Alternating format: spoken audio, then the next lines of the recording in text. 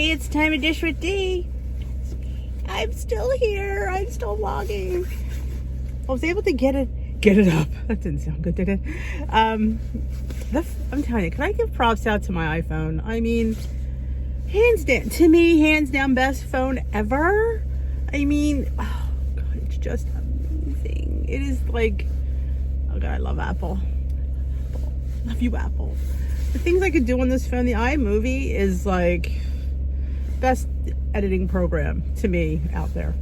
Absolutely fabulous. So, Apple, you want to hook me up? We could represent. Just kidding. Well, not really, but hey, you want to send me a app? I would definitely work with you. I want to touch on something that's very near and dear to my life. Somebody asked me the other day, and I realized I don't think I've ever vlogged about it. I might have. Or I know I've touched on it. I don't think I've ever had a dedicated vlog. This is a dedicated vlog to sleep apnea. Something I suffer from. I don't know if you know that. Well, you should, because I say it a lot. A lot. I was diagnosed 2016, I believe, give or take. The last few years around, my husband would tell me, like, most people don't know you have it, but the people who you sleep with know because of the way you behave in your sleep. You know, the snoring, the gasping for breath, the shuddering, the kicking. Yeah, that's how he would say. He kept kicking me last night. You kept jumping. You jump up. And I don't remember any of this. I have no recollection. I mean, he legit said sit up.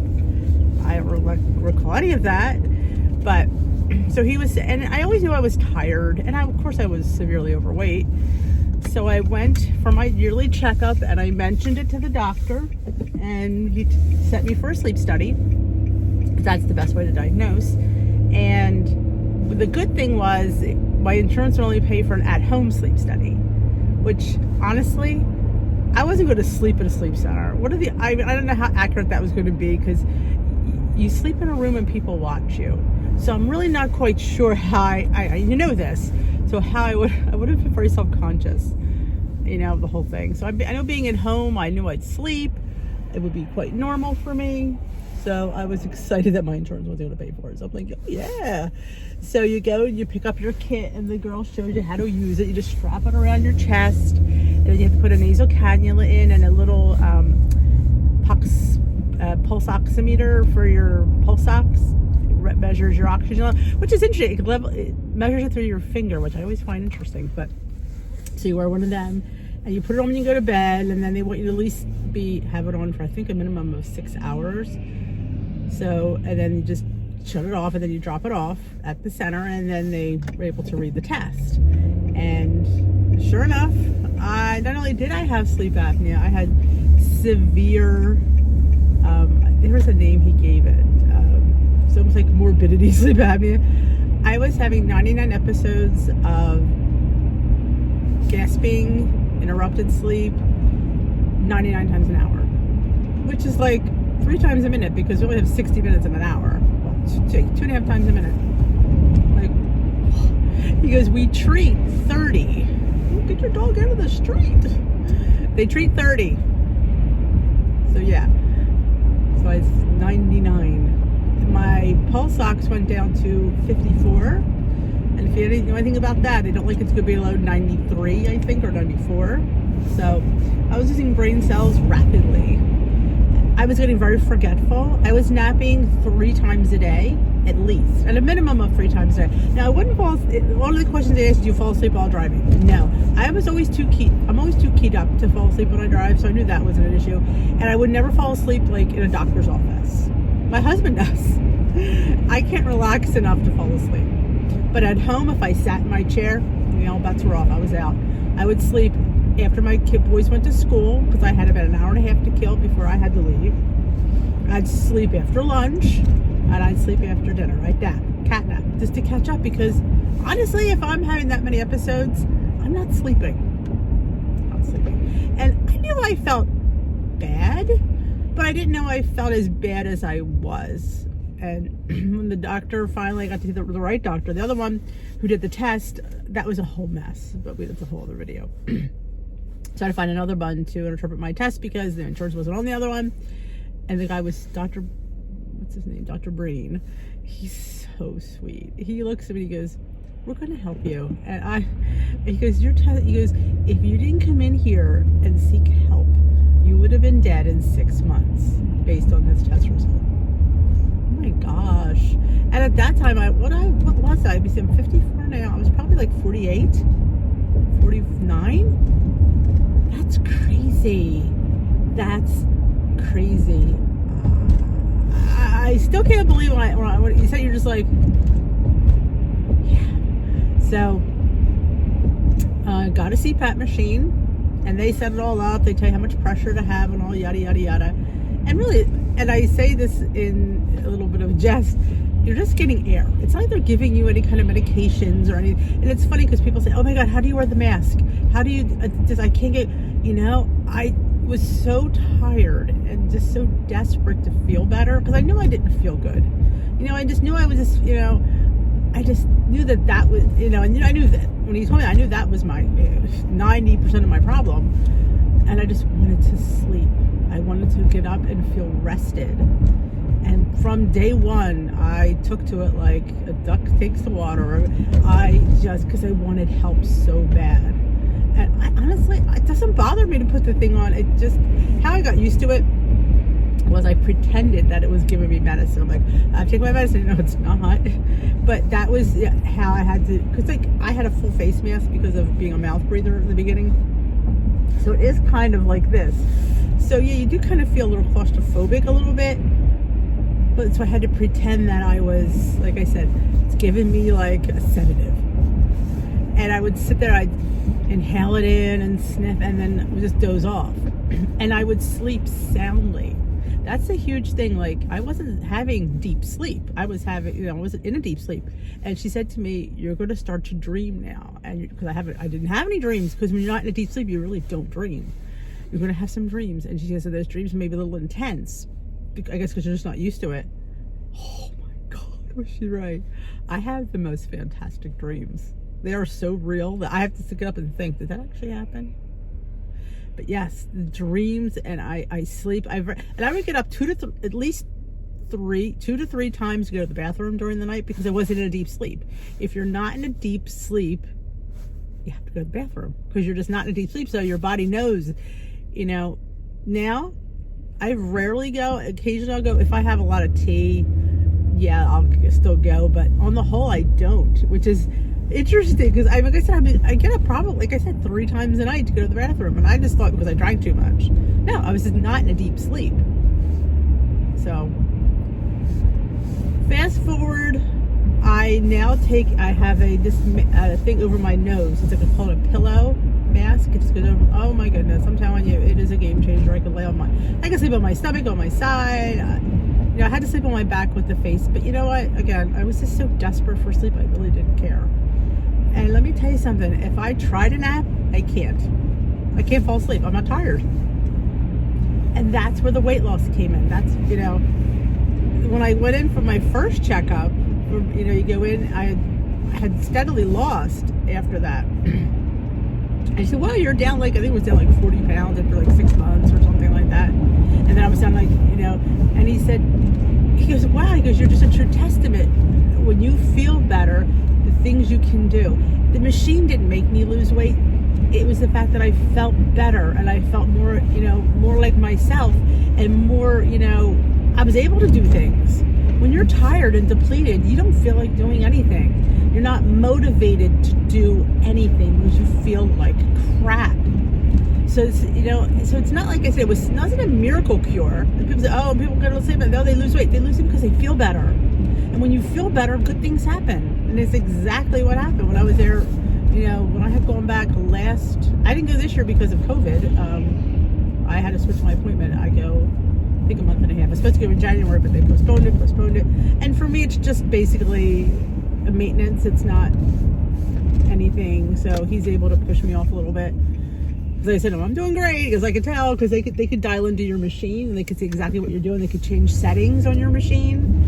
And he said, you're getting, from when I started to now, the pressure is cut in 2/3. Because you're barely even using it, but you still need it, because I still have sleep apnea enough that I need it, but not as severe. I went down from 99 to 30 when they took the last test. Well, my weight really was a lot in my chest, but I get it because it's a family thing. My parents had it, so I'm not really that quite surprised. At least though it's better, so I think of that as a positive. But yeah, because I felt better, I was able to tackle a weight loss journey and tackle giving up tweaking favorite things because I felt good enough that I can do that. When you feel like, you just feel defeated and you feel tired and you feel miserable, you don't feel like doing it. You don't feel like planning your meals. You don't feel like doing a little walk around the block. You don't feel like making some kind of light dish. You just want to eat something quick because you know what, you need to sit down and you take another nap. So if you think you have sleep apnea, please call your doctor and please get a sleep study. Don't be afraid of it. Don't be afraid of the machine.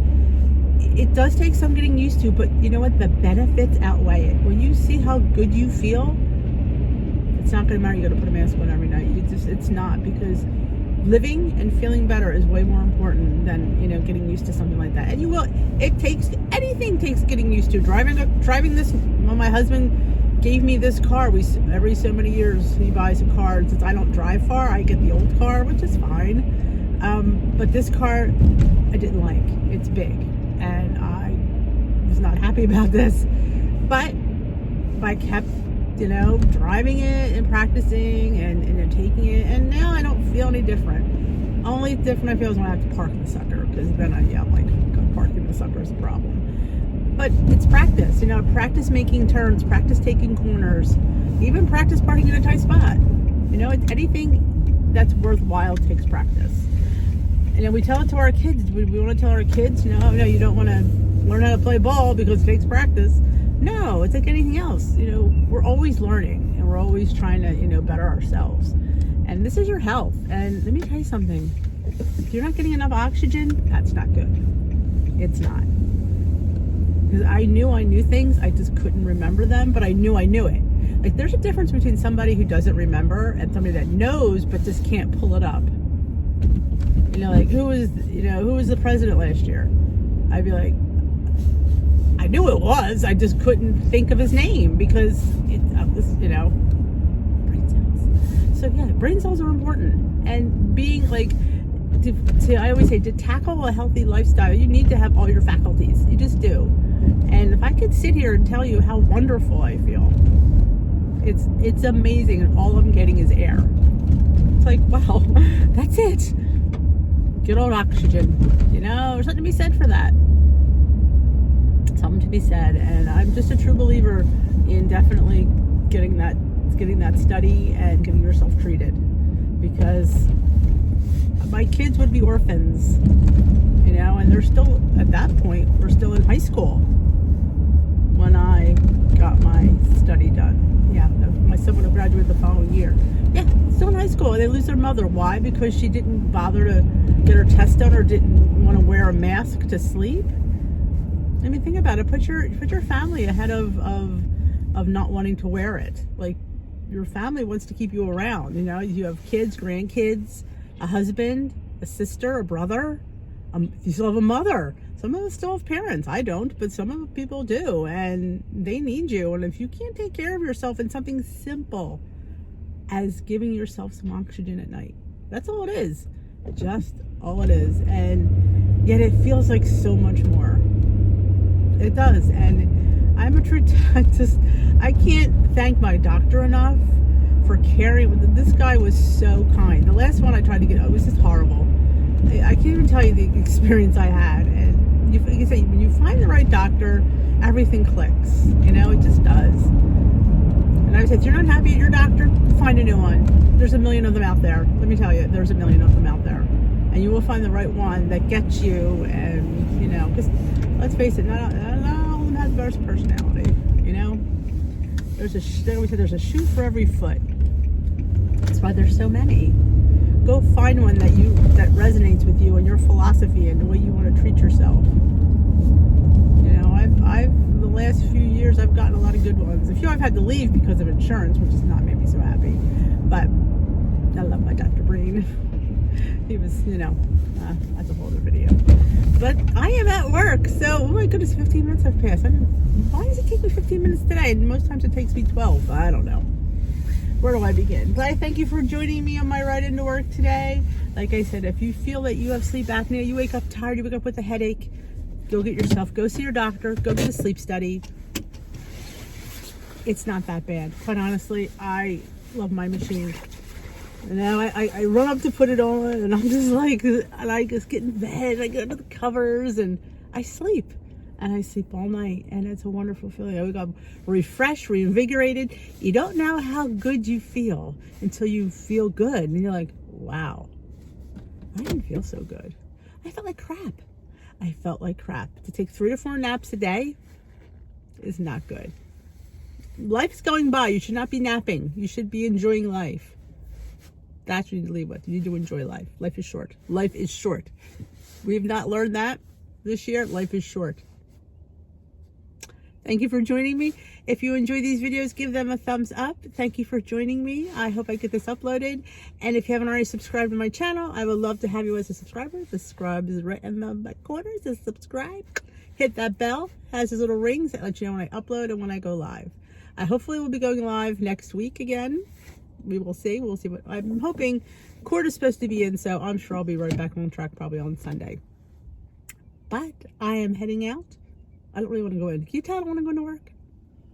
It's Friday though. It's Friday, so I'm going in and getting this day done. Bye bye.